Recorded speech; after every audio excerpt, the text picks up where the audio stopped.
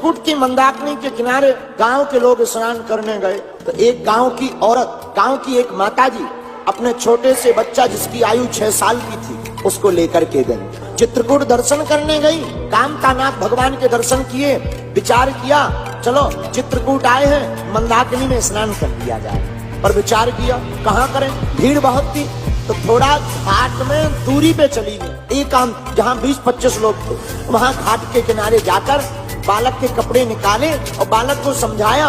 सुभाष नाम का बालक, आयु 6 साल, और 6 साल के बालक को माँ समझाती है बेटा ये मंदाकिनी माता है, बहुत गहरी है, नदी है बहुत गहरी है, ज्यादा गहरे में मत जाना, ऊपर से ही लोटा लेकर के स्नान कर लेना। पर बालक तो बालक होते हैं, स्नान करने बालक गया मंदाकिनी जी में, उसने लोटे से पहले स्नान किया।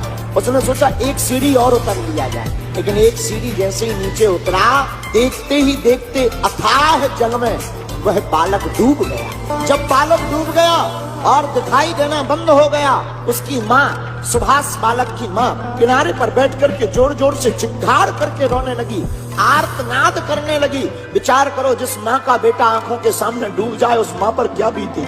रोने लगी, चिल्लाने लगी, और वहीं बैठे बैठे उस माँ ने आर्तनाद करके कहा, हे हनुमान जी आप तो लंका से जाकर माता जानकी जी की भी खबर ले आए। अगर तुम सत्य के हो और इस कलयुग में तुम्हारा वास है तो एक माँ तुम्हें राम जी की सौगंध देकर कहती है हमारे बालक को कहीं से ढूंढ करके लेता हो।